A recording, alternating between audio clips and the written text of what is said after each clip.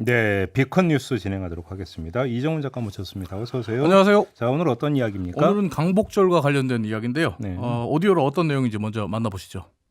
5만 명에 육박하는 집회가 예정돼 있기 때문에 집회의 자유는 존중되어야 하지만 이 경우에는 감염병 확산을 막아야 하는 공익이 더 크다. 만일 8월 15일 예정된 집회를 취소하지 않을 경우 서울시는 집회 금지 명령 등 모든 수단을 통해 광복절 집회 얘기군요. 네네. 일단 서울시가 어제 강복절 8.15 강복절에 열리는 집회를 모두 금지하겠다. 사실 그 자제 요청을 했어요.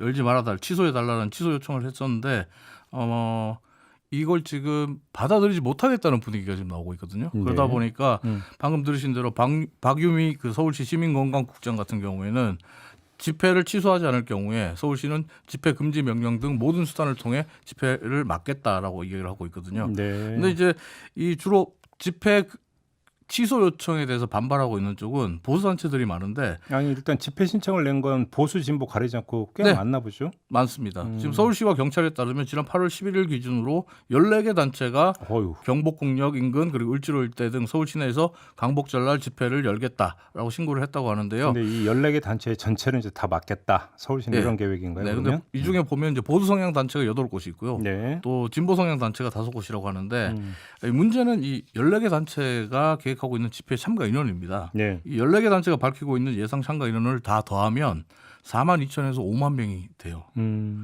이 5만 명 가까운 인파가 그 강화문 일대로 몰리게 되는 거죠. 이렇게 되면 이제 밀접 접촉과 밀집을 피할 수 없게 된다. 네. 때문에 서울시는 코로나19 예방과 방역을 이유로 그저께 각 단체들에게 집회 취소 요청 공문을 보냈습니다. 이 공문에 나와 있듯이 대규모 인파가 모이는 집회는 그 특성상 방역 수칙을 준수하기가 좀 어렵잖아요.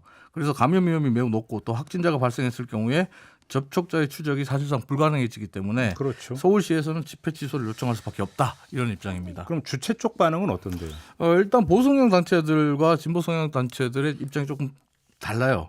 미묘하게 이제 결이 좀 다른데 일단 보수성향의 단체들은 서울시 요청은 정치적인 의도가 있는 아주 편향된 요청이기 때문에 거부하겠다, 집회를 강행하겠다 이런 입장을 보이고 있고 코로나 핑계를 대고 네. 집회를 막으려고 하는 거 아니냐? 그렇죠. 이런 집회를 시각인 못하게 거죠? 하려고 하는 거다 이거고요. 그래서 이제 경북궁역 인근에서 집회를 계획하고 있는 대한민국 바로세우기 국민운동본부의 실질적인 리더인 정광훈 목사나 김문수 전 의원 같은 경우는 어제까지도 유튜브에서 8.15 집회 참가해달라고 독려하는 방송을 하기도 했습니다. 네. 그리고 또 을지로 쪽에서 집회를 신고한 쪽은 4.15 부정선거 국민투쟁본부라고 하는데 여기 이제 대표가 민경욱 전 의원입니다. 아, 예. 이 민경욱 전 의원 역시 서울시의 요청은 코로나19를 핑계로 국민의 기본권을 짓밟는 요식행위다.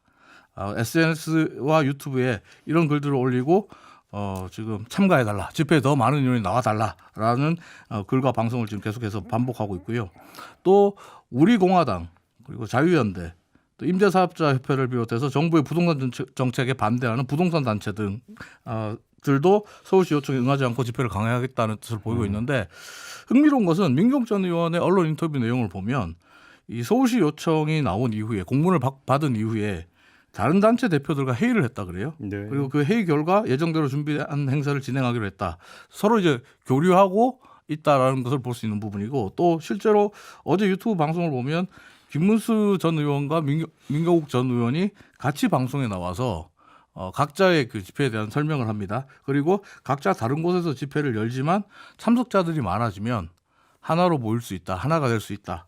라고 이야기를 하면서 사실상의 합동 집회가 아니냐라는 뉘앙스를 풍기기도 했어요. 집회 금지 명령이 내려지면 이제 경찰이 막는 거잖아요, 집회를. 막죠. 그래도 하겠다 하면 이제 막게 되는 거잖아요. 네, 그래서 이제 이렇게 되면 보수단체들과 이 막으려는 서울시와 경찰의 충돌이 지금 불가피한 상황이 될 수밖에 없고 반면에 이제 한미연합훈련 중단 등을 주장하고 있는 진보 성향의 단체들은 당초에는 이제 종로 일대에서 2,000명이 참가하는 집회와 행진을 하겠다라고 얘기했는데 서울시와 추가 협의를 해서 집회 개최 여부를 조만간 결정하겠다 이런 입장입니다. 반응은 어떻게 나오고 있습니까?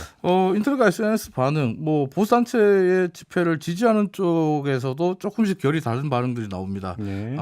주로 많은 반응은 이 정치적 편향성이 있는 정치적인 의도가 깔려 있는 집회를 무산시키려고 하는 의도다라고 하는 쪽인데 박원순 전 서울시장의 장례식을 거론하면서 박원순 전 시장의 5일장은 되고 하루짜리 집회는 안 된다는 건 이치에 맞지 않다. 누가 봐도 말이 안 된다. 이런 반응들을 좀 쏟아내는 분들도 있는데요. 네. 윤상현 무소속 의원이 대표적인 경우입니다. 윤 의원 같은 경우는 어제 자신의 페이스북에 한 달 전 고 박원순 서울시장의 장례식을 피해자 2차 가해와 청와대 국민청원 59만 명의 반대에도 불구하고 서울특별시 5일장으로 강행한 것은 코로나 확산보다 박원순 시장 5일장이 공익적으로 더 큰 의미가 있기 때문인가? 강복절 집회 역시 지침이나 인원 조건 등을 조정하면 될 것을 무조건 금지하는 것은 이치와 형평에 맞지 않다. 이것은 홍콩에서 코로나 핑계로 6.4 천안문 집회를 금지한 것과 다를 바 없다라면서 서울시와 경찰을 강하게 비판하기도 했는데요. 반면에 원희룡 제주도지사 같은 경우는 이와 정반대 입장을 보이고 있습니다. 원 지사 같은 경우는 서울시의 입장을 지지하고 보수단체의 자제를 촉구하는 내용의 글을 어제 자신의 블로그에 올리기도 했는데 이 블로그 내용을 보면 정부 비판을 포함해서 정치적 의사표현의 자유, 집회의 자유는 언제나 보장되어야 한다. 하지만 지금은 수해와 코로나19라는 이중고를 겪고 있는 참 어려운 시기다. 서울시와 관계당국의 금지 여부를 떠나서 선도적으로 자제하는 자세가 필요한 때다라고 얘기하면서 보수의 그 가치가 장군이면 멍군, 그러니까 이석기 석방대회라든지 아니면 박원순 전 시장의 5일장을 예로 들면서 니네는 되고 우리는 안 되냐는 식의 이런 반응을 보이는 것으로 지켜지지는 않는다. 동료 시민들과 공동체를 보호하고 아끼는 것이 보수의 제일 가치가 아니겠냐 이런 얘기를 하거든요. 네. 보수라고 이야기하는 정치인들 사이에도 이렇게 의견이 엇갈리고 있습니다. 지금 이 시기에 대규모 집회를 강행하는 게 맞는지 아니면 또 그렇게 해서 얻는 이익이 뭔지 판단은 애청자 여러분들께 맡기도록 하겠습니다. 알겠습니다. 자, 이렇게 마무리하죠. 이정훈 작가였습니다. 고맙습니다. 감사합니다.